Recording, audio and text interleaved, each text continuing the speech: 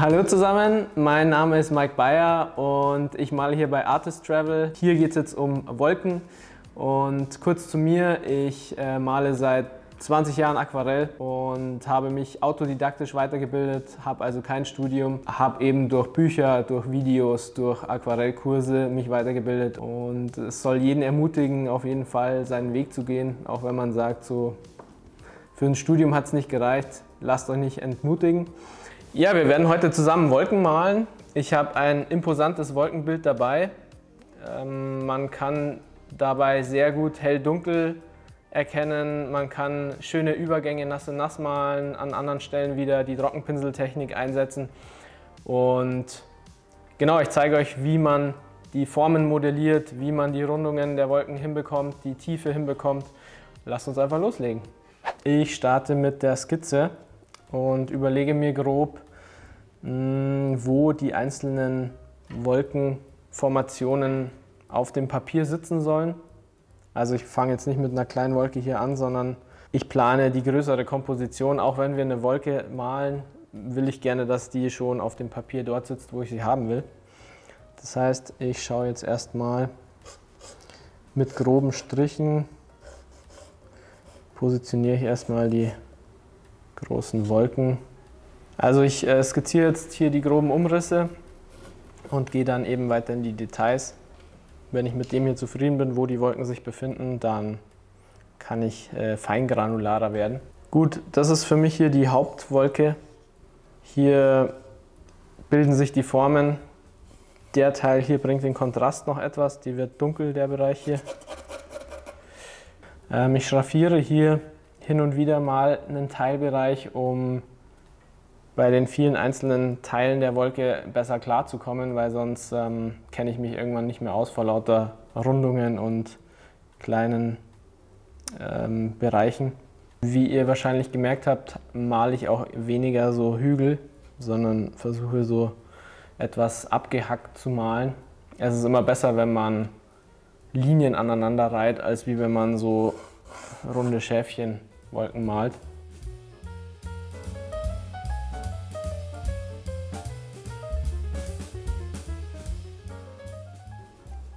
Okay, so würde ich die Zeichnung fast lassen und dann zum Aquarell übergehen. Ich bereite immer gerne ein paar Farben vor, die ich so im Laufe der Zeit gebrauchen könnte. Deswegen nehme ich jetzt mal Ultramarinblau. Ich nehme etwas Painsgrau. Ich nehme eine Spur Ocker mit etwas Permanent Alizarin-Karmesin. Ich werde das im Laufe des Malens wahrscheinlich auch manchmal Alizarin nennen, weil mir der andere Name etwas zu lang ist. Genau, so können wir manche Bereiche etwas einfärben. Genau, als nächstes würde ich da anfangen mit den Nass-in-Nass-Bereichen und den hellen Bereichen auf jeden Fall.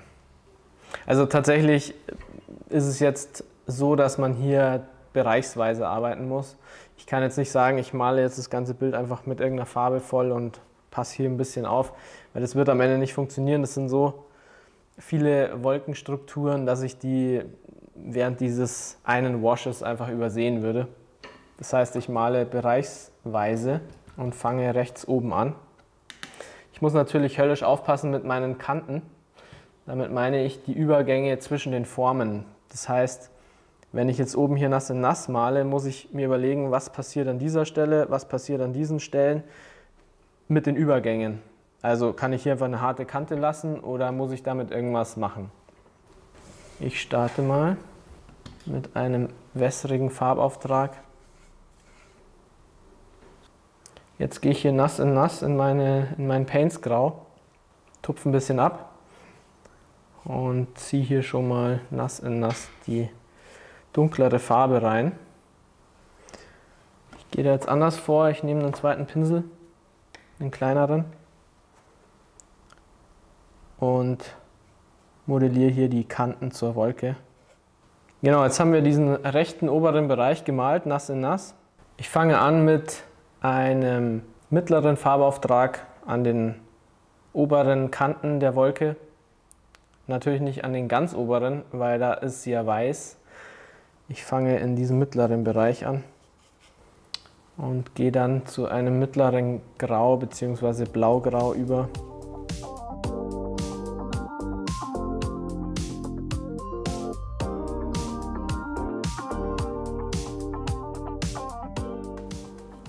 Ich kneife manchmal die Augen zusammen, damit ich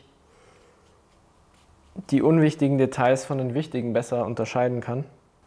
Also wenn ihr mal ein Bild malt und in der Umgebung überlegt, was nehme ich jetzt mit ins Bild, was ist wichtig, was nicht, dann kneift mal die Augen so weit zusammen, dass sich die Umgebung reduziert und dann wird einem schnell klar, was wichtig ist und was nicht.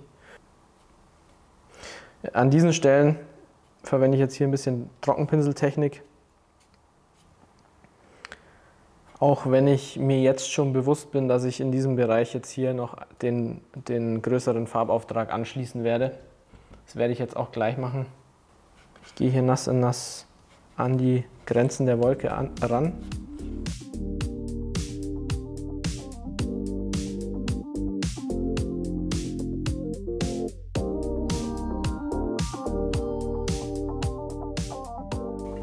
Ich zeige es hier noch mal kurz. Der untere Bereich ist sehr soft und wenn man die Augen ein bisschen zukneift und sich das anschaut, dann sieht man hier keine harten Kanten zwischen diesem dunklen und dem helleren. Daher habe ich hier auch in meinem Bild keine harten Kanten. Ich kann hier gleich in die Dunkelheit übergehen, weil auch unterhalb dieses dunklen Bereichs sehe ich keine harte Kante. Deswegen gehe ich hier gleich mit hoch.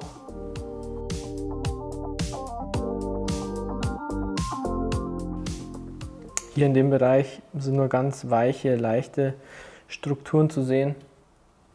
Die versuche ich jetzt mit Trockenpinseltechnik reinzubekommen, mit einem ganz leichten Farbauftrag.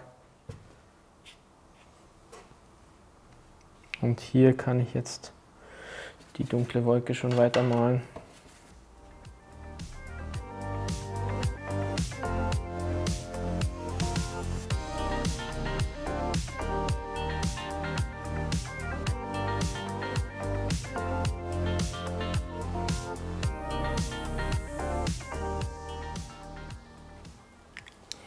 Ich verwende mein Spray, um an dieser Stelle die Farbe etwas nach oben ausblühen zu lassen.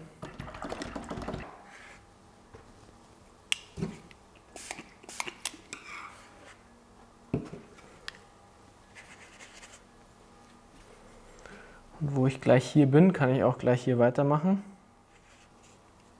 An einigen Kanten versuche ich immer diese Trockenpinseltechnik anzuwenden. Dazu verwende ich, um das nochmal zu erklären, eher den Bauch des Pinsels und schnelle Striche.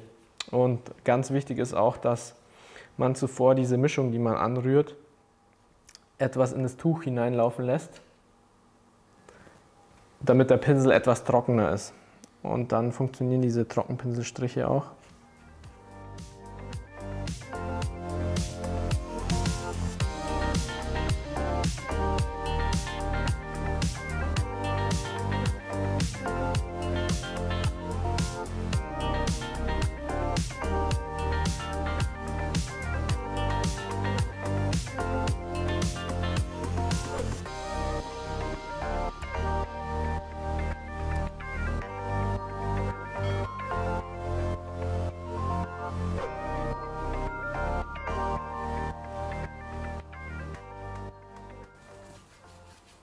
Ich gehe jetzt schon zu den Feinheiten über.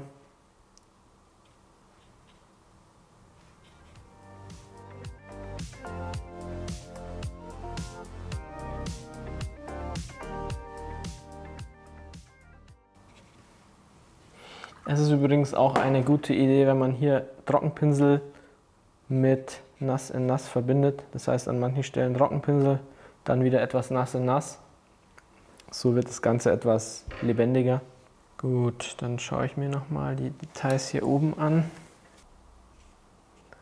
Die Formen der Wolken noch etwas besser modellieren. Muss hier aber aufpassen, dass ich nass in nass weitergehe, sonst bekomme ich hier harte Kanten.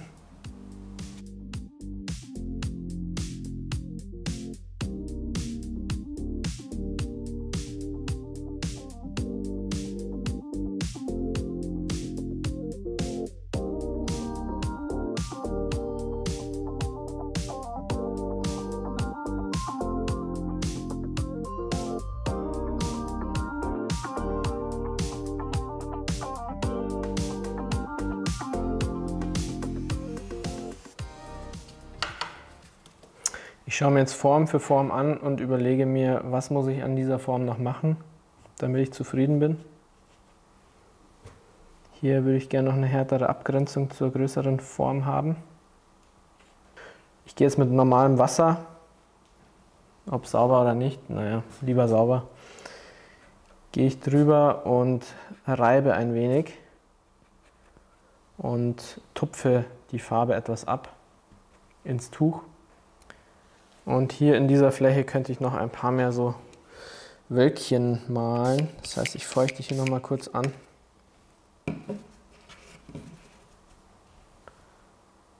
Und gehe trocken in nass.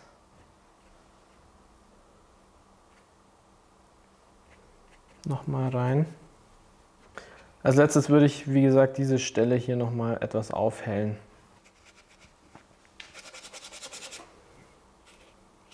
Ich feuchte großflächiger an als die Stelle, die ich rausreibe, damit der Übergang weich wird zum übrigen Bereich. Dann sind mir noch Kleinigkeiten aufgefallen, dass ich zum Beispiel hier unten sehr wischiwaschi bin, sprich nur weiche Kanten. Da könnte ich die eine oder andere harte Kante einsetzen. Dann wird es vielleicht etwas klarer, was hier unten los ist. Hier fade ich weich über und unten habe ich ein paar harte Kanten. Und auch hier könnte ich das machen.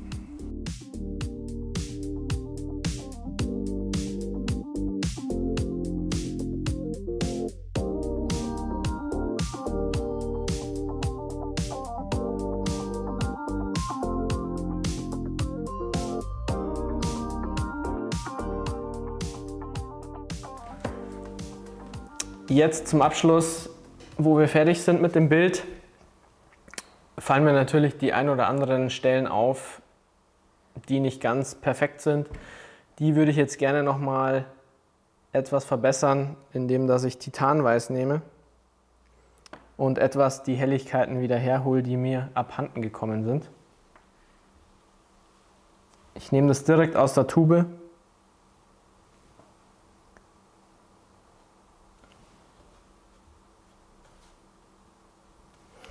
Und trage es trockenpinselartig auf.